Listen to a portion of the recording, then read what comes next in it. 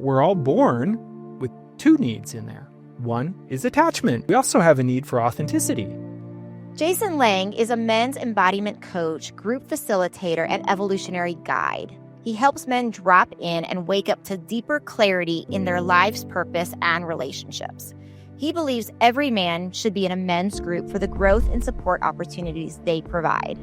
Jason is a certified No More Mr. Nice Guy coach, and he has trained and studied with leaders such as John Wineland, Dr. Robert Glover, John Poe Roshi, Trip Lanier, and Ken Wilber, Where nice guy syndrome comes into play is what happens when those two needs become opposed.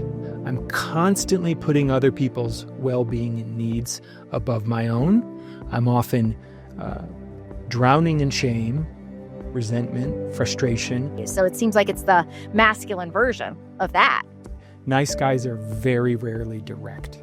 They're just dying. They feel so alone and so terrified of bringing that forward. So it can be, a pretty miserable place for a lot of men.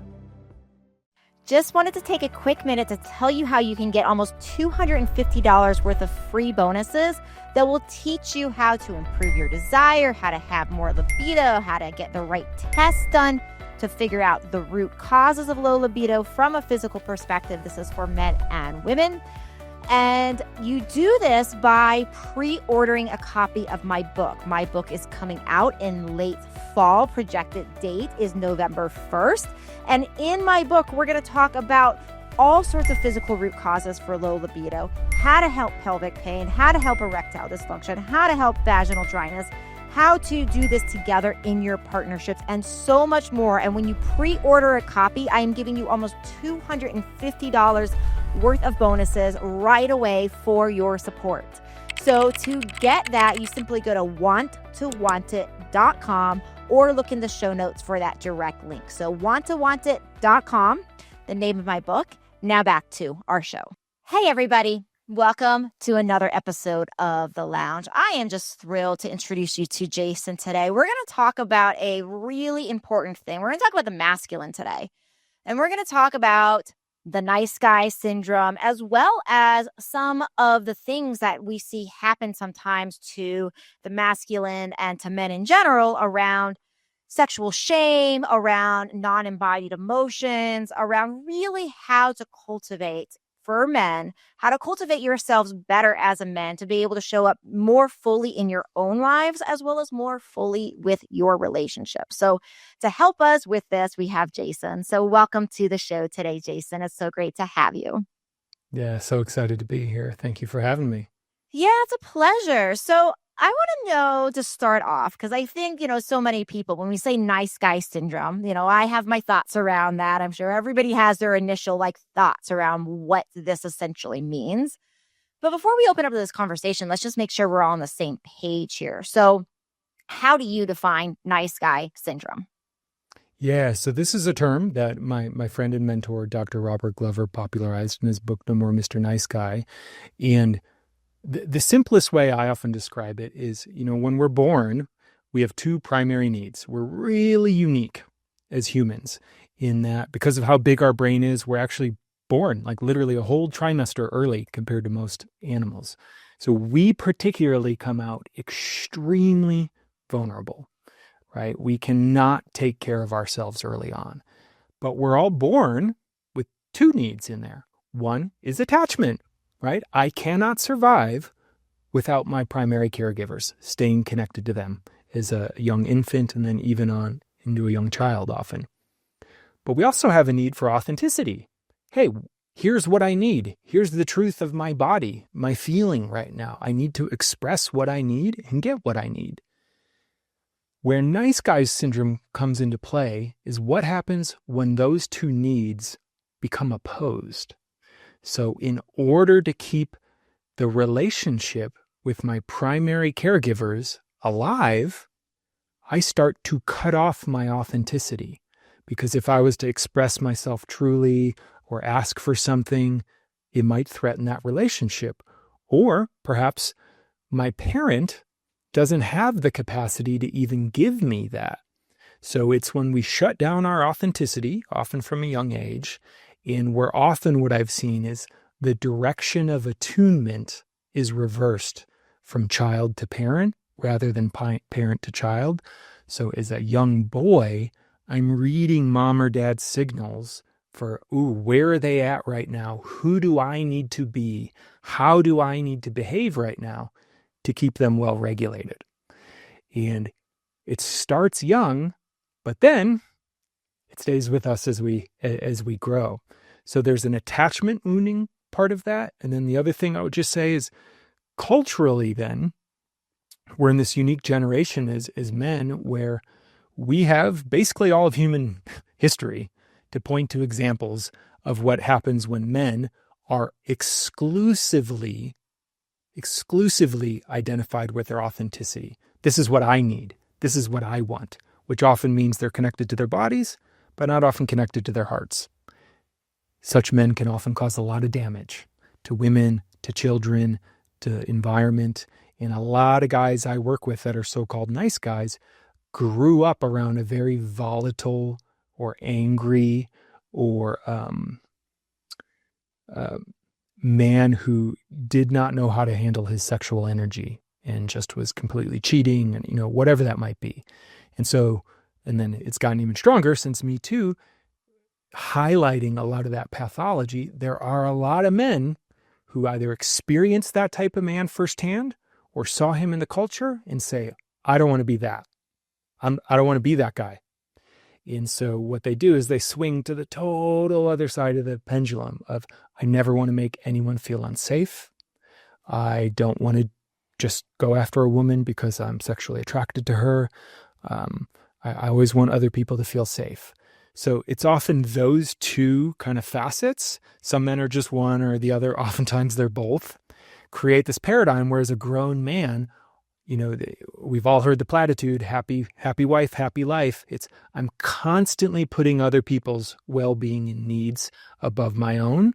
I'm often drowning in shame, resentment, frustration, but I don't bring it forward because I always want to keep the other person happy. It can also be another just manifestation of some deep codependency often of I'm just going to do whatever to keep you happy so you'll keep me around.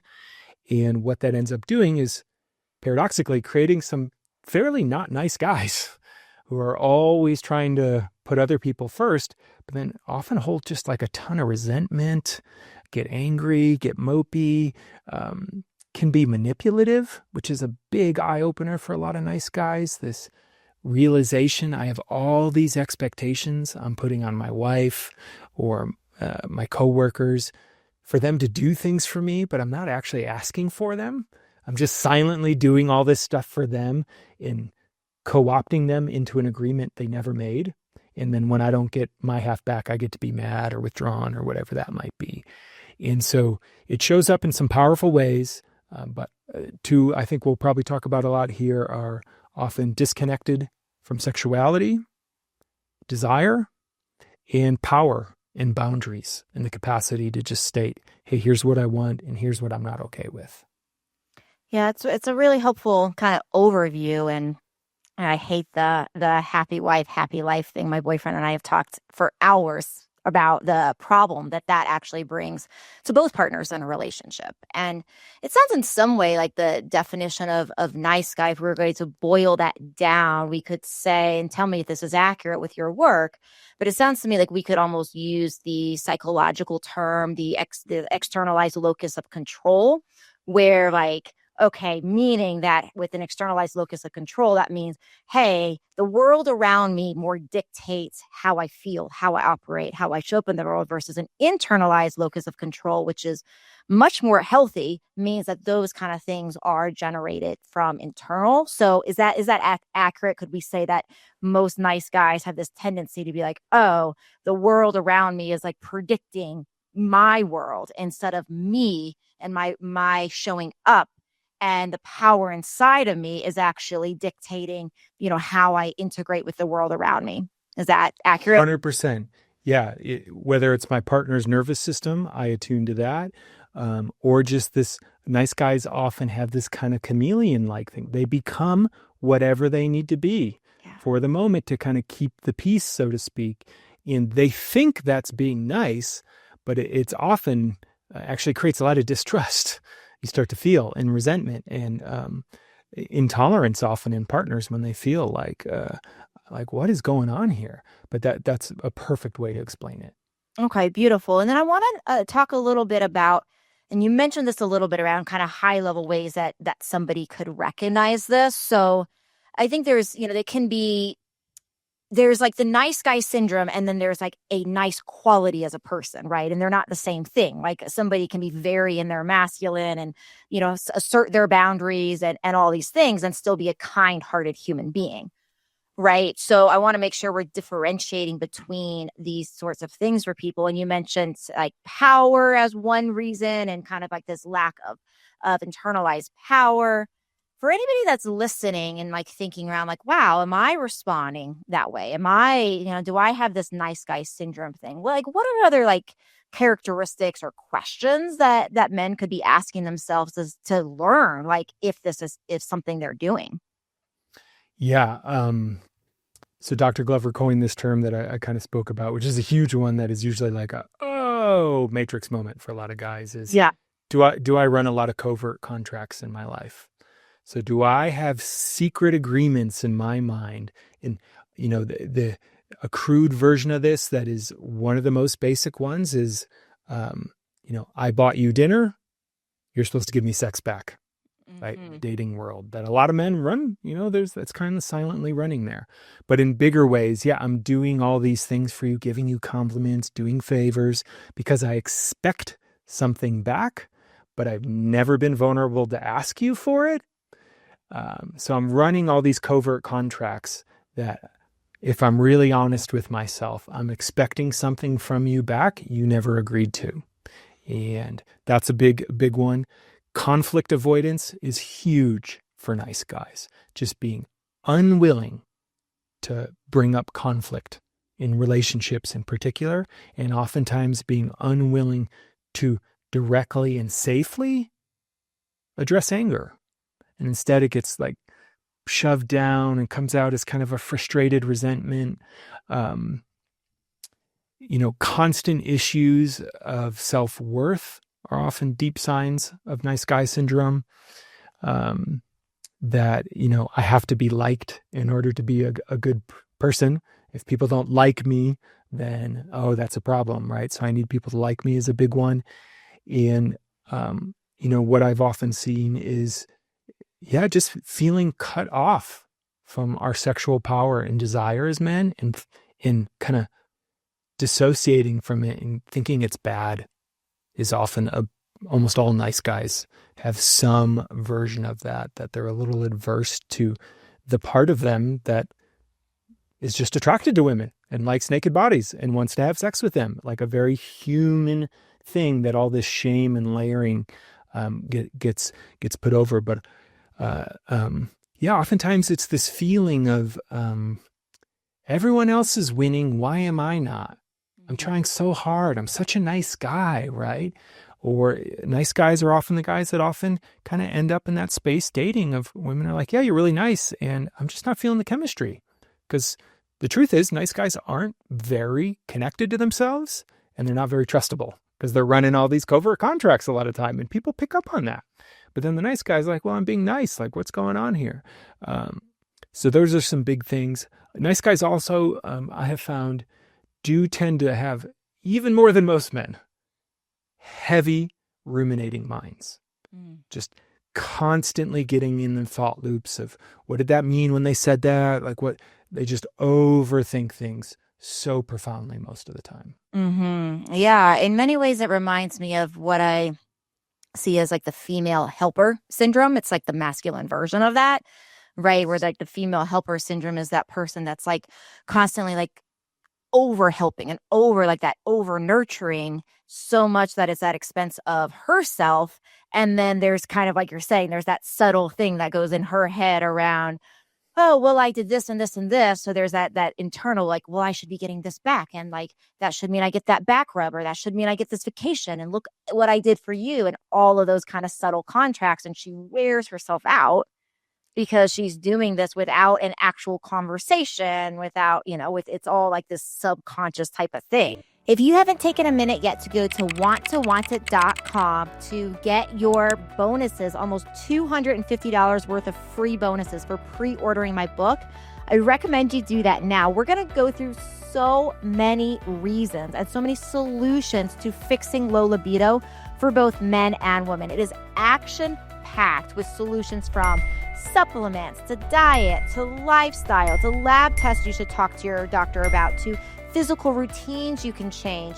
So many things designed to help support estrogen and testosterone and circulation and erectile dysfunction, vaginal dryness, so much more. So if you go to wanttowantit.com, you can find that book for pre-order, and you can also then take advantage of the almost $250 worth of bonuses I am giving away for pre-order that will not be available for long. Now let's get back to our episode. So it seems like it's the masculine version of that. Totally. I've heard it, nice guy and good girl. Right. And whether you're man or woman, it's kind of that energy. I'm giving to get, but I'm not being that. Here's the other way to put it. Nice guys are very rarely direct. Right. They're not direct. They will go all around, but they won't go direct to, hey, I'm attracted to you, or hey, what you said yesterday didn't feel good to me. Or, hey, I can't do that. I'm not coming to pick you up at the airport, right? They'll avoid that at all costs, because sometimes that directness, can lead to that confrontation, which a lot of nice guys are just deeply fearful of. Because if I bring up something confronting, I might lose the relationship, right? And that's terrifying to nice guys. So it's pretty obvious to see some, high level impacts on the relationship and the human and the nice guy syndrome, right? So it's like, I think some obvious things are lack of depth in a relationship, clearly not getting one's needs met, like the harm in the relationship around not being able to be more overt around needs, around preferences, around desires, around, just healthy communication.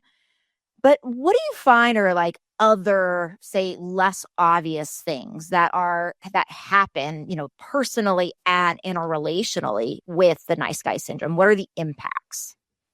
Yeah.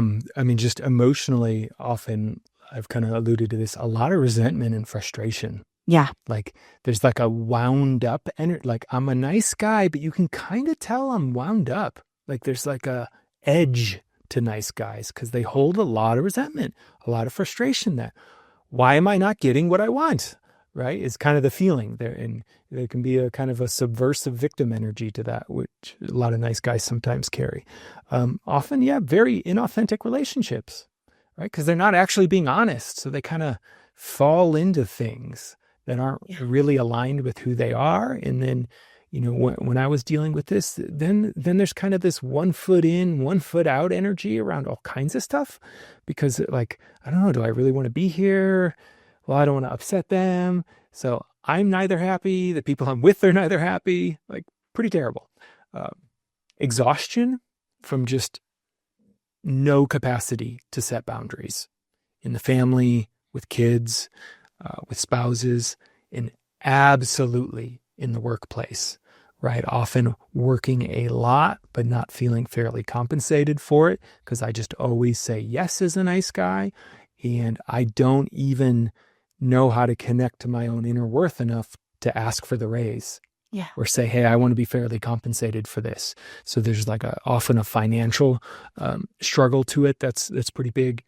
Tons of sexual frustration of just not knowing how to express this part of myself, but it's in there. Then it gets pushed into shame and porn addiction, often huge for a lot of nice guys, and loneliness. Mm-hmm. That would be the other big one. I think with those inauthentic relationships is there's so much fear about revealing what I'm actually feeling or thinking, that I hold it all in. But then when I'm holding it all in, there's not a whole lot for people to connect to. It's like kind of, it's like nice guys kind of have like I call, American McDonald's energy. Hi, how you doing? Good. How are you doing? Good. It's like pleasant, but you don't think about that conversation a day later, right? Like, we kind of know we're bullshitting each other a little bit. There's like a little artifice there. And that's how a lot of nice guys will live. And meanwhile, inside, they're just dying. They're just dying. They feel so alone and so terrified of bringing that forward. So it can be, a pretty miserable place for a lot of men. Do you see a relationship at all with erectile dysfunction, premature ejaculation, anything like that with this in men? Completely. Again, this is where I think the shame component comes in, in this extra pressure for performance is often huge for men, and a problem some nice guys I've worked with particularly come in of so insecure they want to do sex right. Yeah. So then sex is more like this instruction manual of, oh my God, I got to do this. I got to do this. I got to do this. Does she want this? Is this good? And they're way up in their heads. And so, yeah, they'll go soft. They'll ejaculate too fast, or their partner just won't feel them. Their partner, they're in some sense asking so much for, is this okay? Is this okay? Is this okay? Their partner's in the lead the whole time. And sometimes partners of nice guys I've worked with are like, sometimes I just want you to take charge, but they don't feel comfortable in owning that in themselves. And, nervous system wise, that, right, erections for us guys are so interesting because it's an erection, but it requires a parasympathetic state, right? Our blood vessels have to relax. They just have to relax. Yeah. And to last longer, what do we have to do? We have to relax. Yeah.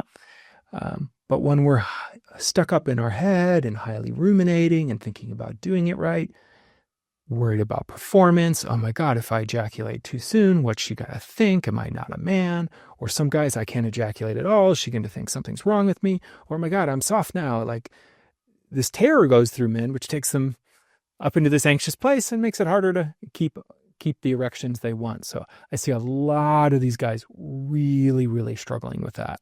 And, just not fully being comfortable with their own sexuality or sex in general. Yeah. So a lot of nice guys, I have found, tend to use a lot more kind of, like euphemisms for even sexual organs or sex. Like I'm even going to kind of avoid that. And it can sometimes just kind of have this like boyish energy. And, it can be a huge edge for them to actually name, like, yeah, this is my cock, right? I love my cock. It's turned on right now.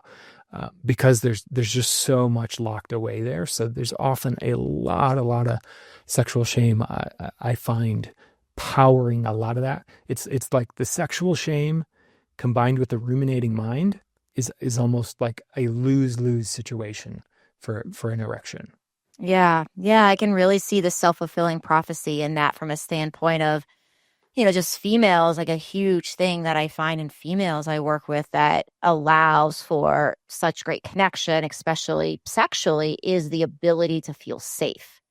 And, and females are so innately good with their intuition and sensing that. So if a man is not authentically showing up and he's not authentic in himself and his masculinity, like, the ability for females to feel that even subconsciously and impact their ability to feel safe, and therefore their ability to feel like they can show up in, in their femininity. It's like this real vicious cycle that happens. So it's so true, because it's, obviously I'm not a woman, but like, if I don't trust my sexuality as a man, how are you going to trust it? If I think it's dirty and I'm like, and this creates, creepy nice guy syndrome sometimes. Like, I'm so ashamed of the fact I'm attracted to this woman that instead of just making eye contact with her, there's kind of I'm peeking out of the corner of my eye, like I'm checking her out, but I don't want her to know I'm checking her out. And that's often a lot less comfortable. Oh, yeah.